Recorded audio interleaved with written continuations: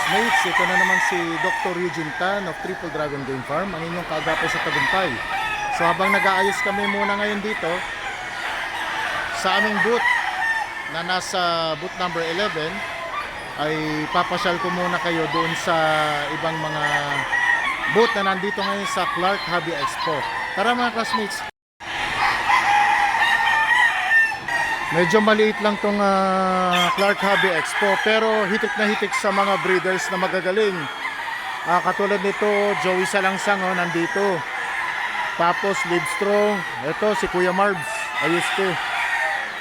Tignan natin ang mga manok. Talaga namang napakaganda ng manok ni Boss Marbs. Tignan nyo naman ang mga sweater na nandito ngayon. Oh, gusto. Pagkagaganda Dito sila Erickson Laurente, Joseph Palma, at siyempre si Idol Sabong Pinas. Ayan, Idol Sabong Pinas.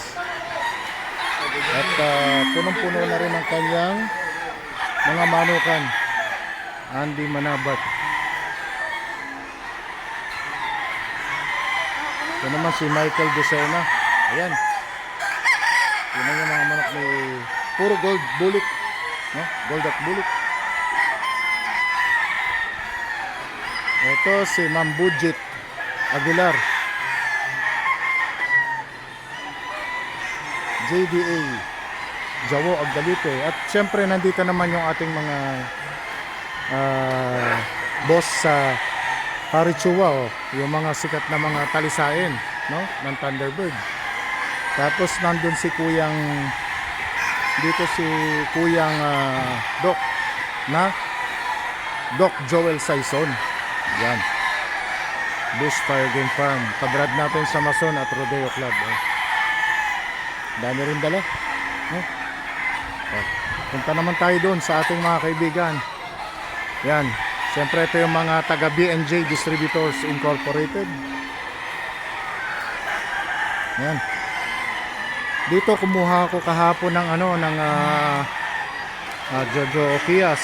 So from dito kay kaibigan natin Doc Nilo Magtibay. Ayan, pwedeng hupuin, pwedeng kilatisin, no? Kung kunin ko kaya to. Ayan, so punta pa tayo dito. Ito naman yung mga taga Gwapo't Magaling. Gwapo't Magaling, dito sa Gwapo't Magaling, ito yung kaibigan naman natin, si Sir Raymond Angeles, Dream On Game Farm. Yung mga dala niya. Mamaya pupunta pa yan dito.